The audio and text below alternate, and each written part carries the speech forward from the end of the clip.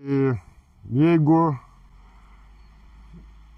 dar nelabai žinau, ką daugiau tokio gudraus pasakyti. Ne, tai esminis dalykas jau yra pasakytas.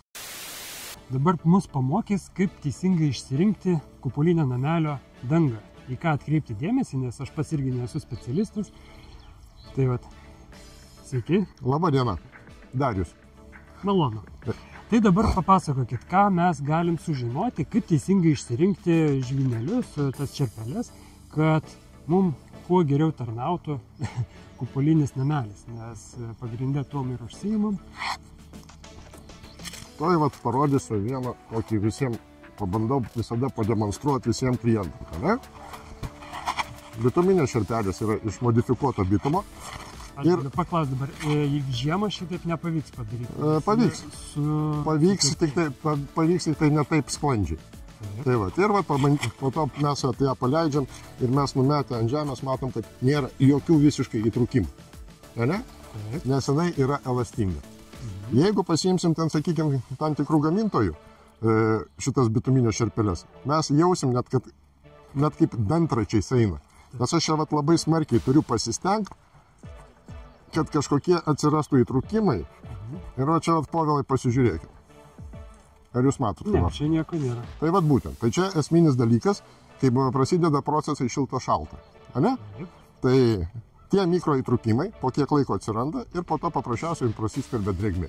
O šitas dalykas yra labai aktualu, kadangi paviršius yra vis tiek net ne visai tiesus ir būna va tokios va vietos, kaip ir čionais. Taip. Daug kas klausinėja, kodėl čia taip pasišiaušė? Nu, todėl, kad neskiriam pakankamai dėmesio. Tai kaip ir geriau gaunasi. Nes va šitoj va vietoj jisai priglunda tvirtai ir kas svarbiausia, dar reikia atkreipti dėmesį va į šitą va vietą. Taip, teisingai. Nes kilmės šalis Suomija šitų bituminių čerpelių. Ir Suomis jisai akcentuoja kokybę. Lipnus kraštas per visą plotą. Tai reiškia, sukibimas yra teisingas. O būna čionais, kad lipnumas? Ne, šita vieta ir nėra būtina. Nes čionais kalasi vinukinas. Ne? Aišku, atstumas turi būti didesnis, nes esam susidūrę, kai žmonės darė stogą, nedėjo pakloto ir vinis prikalė čionais. Tai labai negražu buvo, kai nučiuožė visas stogas. Fiziškai. Nukrito. Žodžiu, kai saulė pašviečia, jis Taip. Bet šitoj vietoj, kai saulė pašviečia ir kai normalus būna sukibimas, tai jų tu net plėšia. Nu, panašiai kaip ir čia. Taip. Sukibimas. Pas mus taip nebus. Kai kurios sukibę taip, kad būna... Nes, suprantat, dabar aš jums šitoj vietoj paaiškinsiu tą esminį dalyką mūsų būtent bituminių čerpelių. Čia būna kaip asfaltas. Prie mūsų parduotuvės stovi stendai, kuriem jau gal kokie apie 15 metų. Net nuplėši gabaliuką. Tu jo net plėši.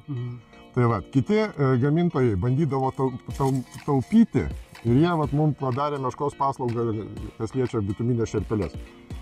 Sutaupo, netepa viso pilno sluoksnio klijų, padaro, pavyzdžiui, 3 juosteles. Automatukas. Jeigu, sakykime, čionais šičia papuola dulkės, po kiek laiko bus samanos. Taip, akivaizdu. Tai šitoj vietoj, tokiam statiniui visiškai nerekomenduočiau bandyti kažkokių taip pigesnių dalykų. Nes kadangi po to žmogus paprasčiausiai nusivilia. Jo, po to perdarinėti. Tai būtent. Ir tas perdarimas, jisai niekam yra nenaudingas. Kitų gamintojų, pavyzdžiui, nesilaiko pabarstas. Aš galiu pasakyti, kad čionais irgi nelabai jisai. Aš neatsimenu kokio gamintojo čionais, tiesiog pirkau senai ir pagal akciją, kad buvo likučiai parduotuvė vietinė, tiesiog statybinių prekių. Tai, bet ir padariau, tiesiog vėlgi eksperimentavom eilinį kartą. Kiti žmonės, sakykime, žiūri, kad jinai yra čerpelė pakankamai plona, ne? Tai bet tai čia irgi nėra esminis dalykas, nes kadangi, kaip sakiau, čia yra modifikuotas bitumas. Tai jisai velniškai elastingas, jeigu čia pridėtumėm, mes matytumėm, kad mūsų čerpelė yra gal plonesnė kokio 1,5 milimetro. Ne? Tai bet tai tas neįtakoja. Esam susidūrę su tokiais variantais, kai trūksta čerpelės, su visa stogo konstrukcija. Su plokštėm, žiūrėjau. Taip. Nes ten, aišku, ne čerpelių kaltė, stogo konstrukcijos, bet nesitampa. Nėra elastingos. Jo, ir dažniausiai, nežinau, kas daug keliauna, gal yra kam tekę susidurti, aš nekartą esu matęs važiuodamas iš Žemaitijos, kai važiuoji ir, pavyzdžiui, ant raliuko važiuoja pirtelės, pagamintos. Ir važiuoji ir žiūri, va šitos vietos maskatuojasi vėjo pučiamos, nu tai yra bėda. Tai yra didelė bėda ir po to žmonės, sakykime, vieną kartą užsidėję nekokybiškas čerpeles, jie po to klausimas ar grįž. Nes kadangi po to iš meistrų yra pasakymą, eik tu čia, atgyvena, baig tu čia, čia brokas. Tai va, bet broką pridaro neteisingi gamintojai. Pardavėjai gauna pigesnį, žmonėm turim pasiūlyti arba pigesnį variantą, arba geresnį variantą, ne? Tai va, bet šitoj vietoj tokiam statiniui nesiūlyčiau taupyti. Nori sakyti, kad tarnautų, visi sako, tai kiek garantija?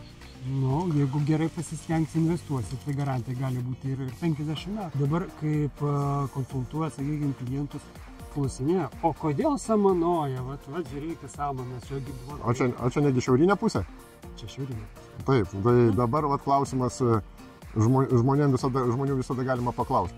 O langus valot? Tai būtent. Tai va, todėl, kad trūksta priežiūros.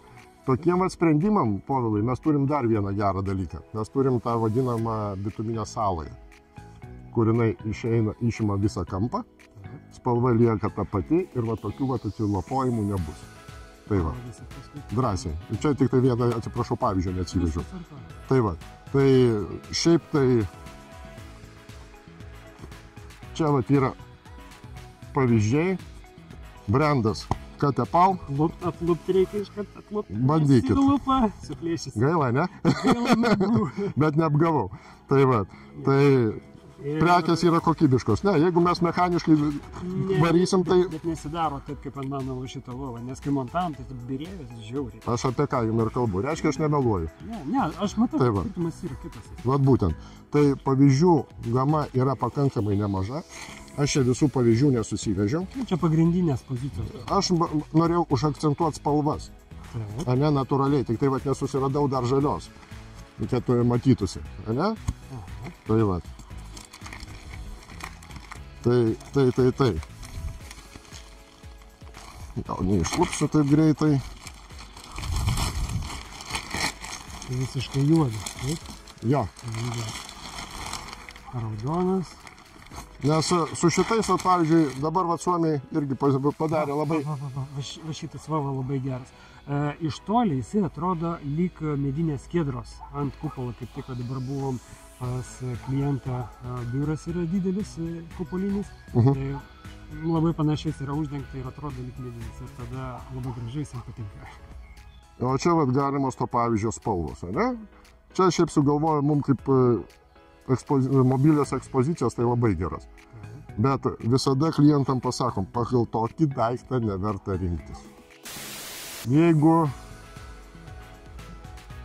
dar nelabai žinau, ką daugiau tokio gudraus pasakyti.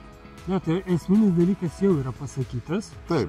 Galima būtų dar pagalvoti dėl tvirtinimų pačių, nes naudojam medsraigčius 10 cm ilgą dažniausiai, kad į polistirolo kaisukį, kad jisai neišsilaužtų taip paprastai, kol montavimas vyksta, nes pagrindė iš pradžių, kad montuoji ir dar būna nesusiklijavę tie lapeliai, tai laikosi tik ten sraigtų. Tai galbūt vietoj to kažką kitą galima būtų, gal ne medsraigčius, gal kažką kitą.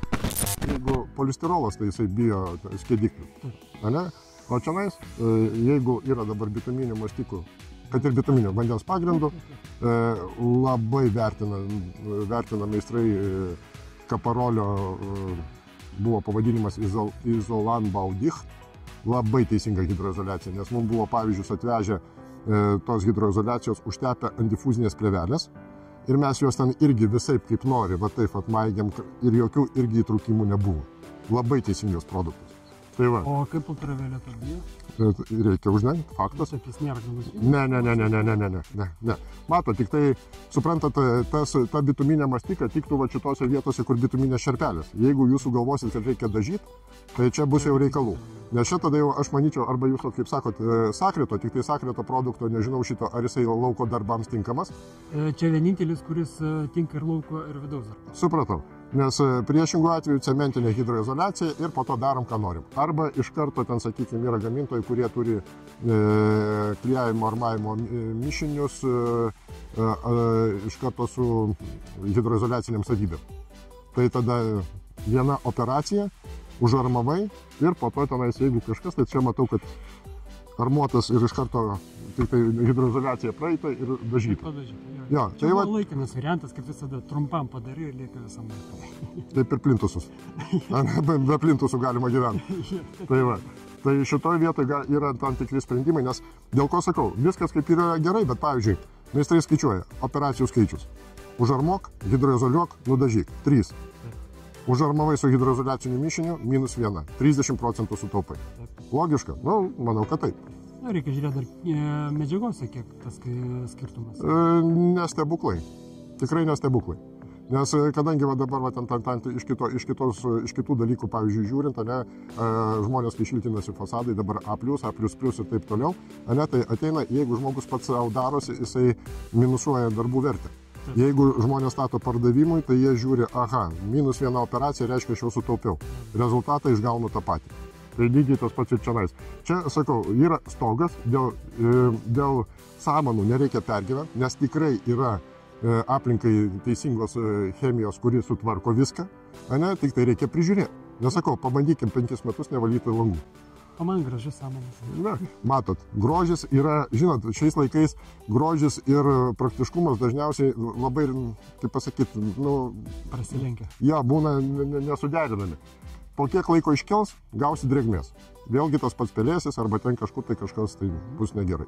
Tai šitoj vietoje tą grožį reikėtų šalinti. Aukštas slėgio plovimo aparato Kercherį galima drąsiai, jeigu nebijai sugadinti čerpelį. Jeigu čerpelė nekokybiška, jinai gausit pabarstą ant žemės. Taip. Jeigu čerpelė kokybiška, tai jūs ten gausit porą grūdelių ant žemės. Taip. Tai va. O šiaip iš esmės, tai žinokit, aukšto slėgio net nereikia. Yra dabar, kaip sakiau, aplinkai neutraliai chemija, nupurškiai ir su lietum viskas gražiai nueina. Tai va, nereikia netvarkyti. Nes pasiek viršų, neišeis. Kopečias? Nu tai va, tai vargas. O čia nais paėmė poliarizatorių nusipurškiai arba ten tuo paprastu, kur buitinio... Taip, purkštuvų. Taip, purkštuvų ir daugiau nieko čia per daug nereikia daryti. Ir paskui turbūt netaip greitai vėl atsinaujina. Šiaurinė pusė išdykauja dažnai. Vis tiek dulkės nusėda, žiedadulkės viską, tai tada yra. Bet aš tą sakiau apie dulkės, va čia, va, kur yra porastas suklybimas. Tai va, tai čia gali būti reikalų. Tai va. Supratau. Gerai, ačiū. Į sveikatą. Malonu.